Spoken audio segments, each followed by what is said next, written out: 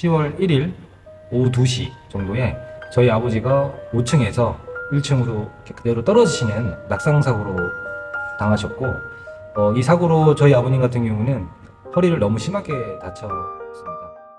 대학병원에서 갑작스러운 사고로 큰 수술을 받게 되는 경우가 있을 겁니다.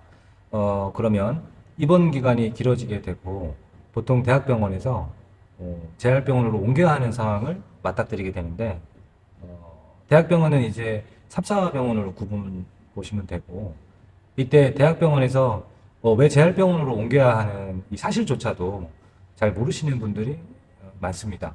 왜냐하면 갑작스러운 사고는 대학병원에서 나의 가족이 수술을 받거나 정말 큰 치료를 받는 경우, 이런 경험들은 사실 처음 겪는 분들이 아마 많이 생소하실 거예요. 문제는 재활병원이든 어떤 병원이든 어디로 옮겨야 하는지 뭐 당장 알아볼 것도 없고, 어디서부터 어디까지 알아봐야 할지 모르는 경우가 대부분입니다. 보통 환자 상태에 따라 조금씩 다르기는 하지만, 위중한 환자일수록 다음 병원으로 옮겨야 할 그 결정을 바로 그 당일이나 아니면 그 다음 날까지 알아봐야 하는 그런 급한 경우도 발생하게 되고, 아니면 보통 일주일이나 이주일 정도 알아보셔야 하는데, 평소에 내가 재활병원이나 갑작스러운 이 사고들에 대해서 대비를 하고 생각을 계속 하고 계시는 분들은 사실은 없잖아요. 그래서 사고 이후에 어떻게 해야 하는지 이렇게 매일매일 일기 쓰듯이 준비하시는 분들도 없기 때문에, 이 대학병원에서 수술이나 그리고 퇴원을 하게 되면 그 이후에 재활병원을 어떻게 알아봐야 하는지, 또 간단하지만 재활병원에서 반드시 알고 있어야 할 세 가지 상식을 오늘 여러분들에게 제가 소개해 드리도록 하겠습니다. 안녕하세요. 시니어 도움 우실장입니다. 제가 직접 겪은 사고를 잠시 말씀드려야 될 것 같습니다. 저 같은 경우는 2021년 10월 1일 오후 2시 정도에 저희 아버지가 5층에서 1층으로 그대로 떨어지시는 낙상사고로 당하셨고, 이 사고로 저희 아버님 같은 경우는 허리를 너무 심하게 다쳤습니다.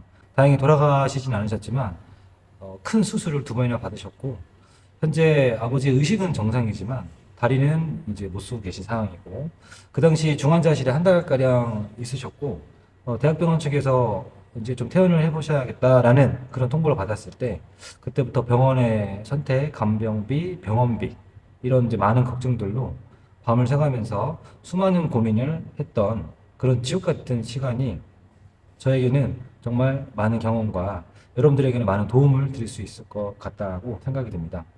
저의 이런 실제 경험으로 여러분들은 저보다 더 현명하게 대처하실 수 있도록, 특히나 이번 영상에선 재활병원을 고르는 실전, 팁을 알려드리도록 할 것이고요.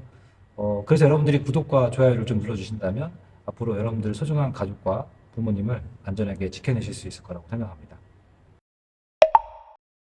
첫 번째입니다.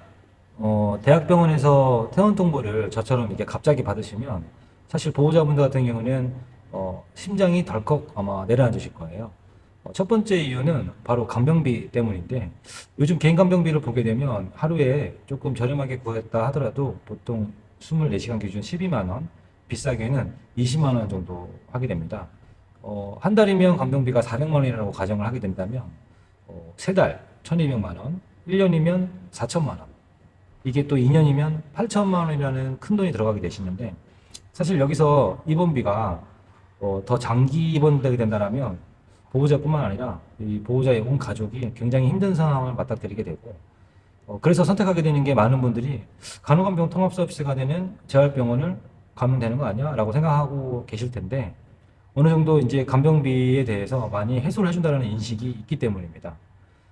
이 부분은 건강보험이 이제 적용이 되다 보니까 한 달 간병비가 그래도 한번 해볼만 하지 않을까라는 이제 착각을 하게 되시는데, 실제 병원을 가게 되면 당장은 이제 그런 자리가 없기 때문에, 아니면 뭐 언제까지는 계속 대기를 해야 됩니다라는 얘기를 사실은 많이 듣게 되는 거죠.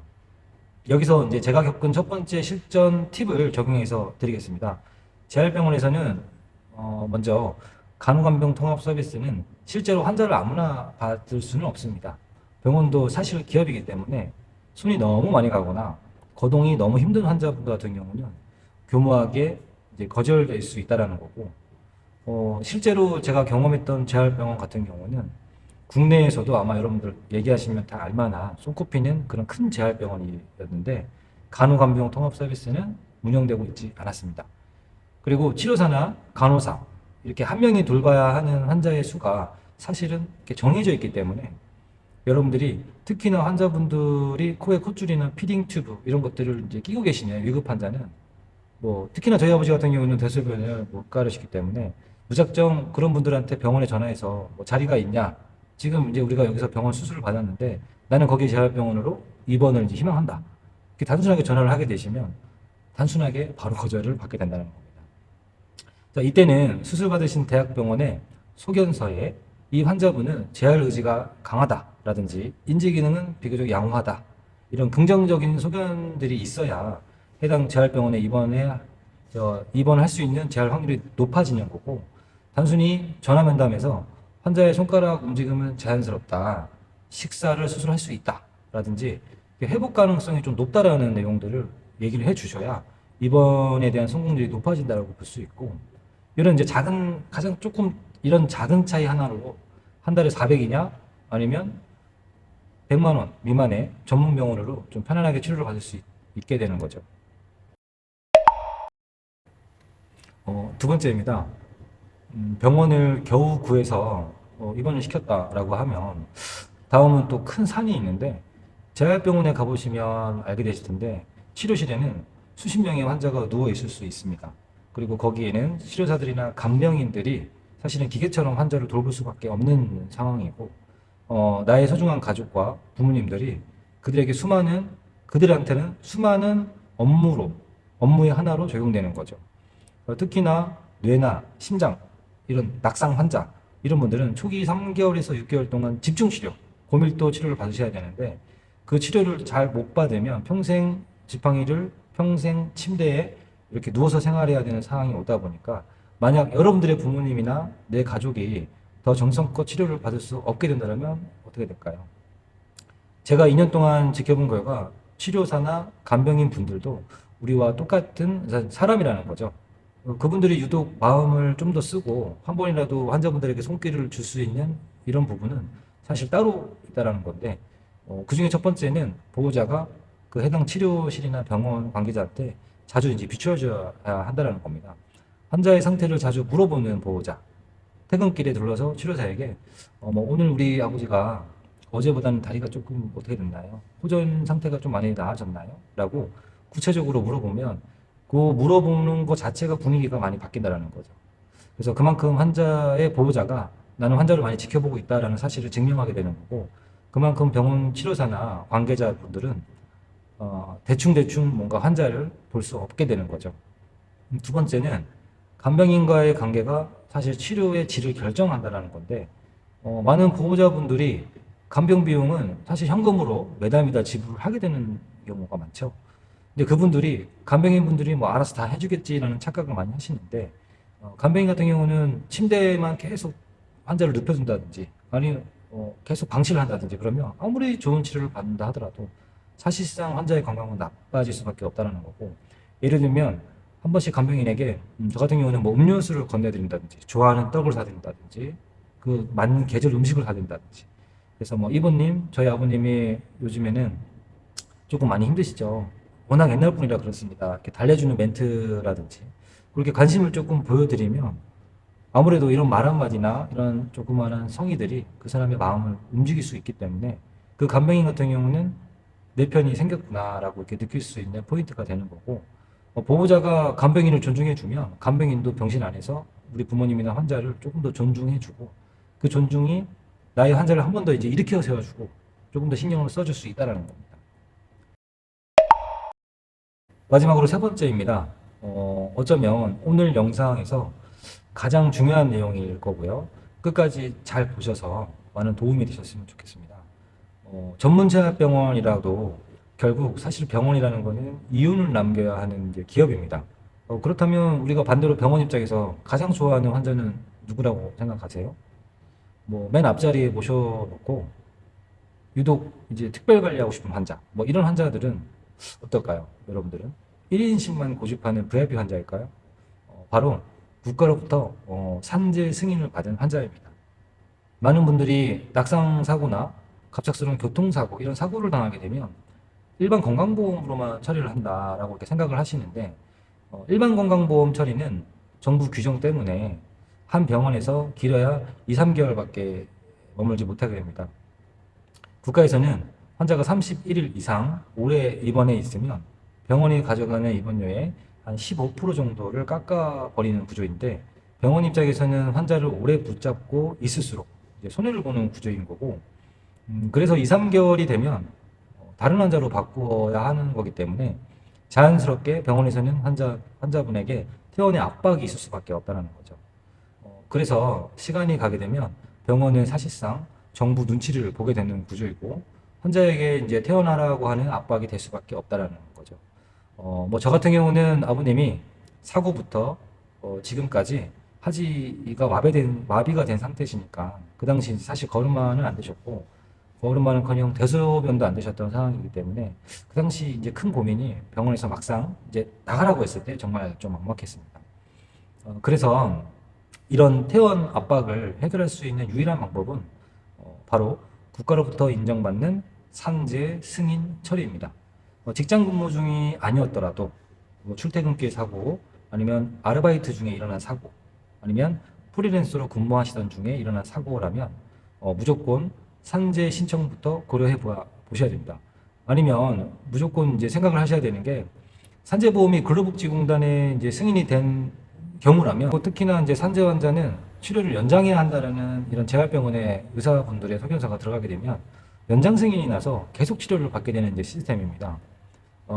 이 승인은 비교적 쉽게 재승인이 나는 편인데, 그래서 이제 병원에 규모는 좀 작더라도 산재 관련 전문 부서가 있거나 산재 담당자, 전용 직원분들은 꼭 있다라는 거죠. 그래서 산재 승인된 환자는 이제 병원에서 6개월, 길게는 1년, 저희 아버지 같은 경우는 2년 정도 이렇게 장기 입원하셨는데, 이럴 경우에는 장기 입원하셔서 걱정 없이 이제 치료에만 전념하실 수가 있게 되는 거죠.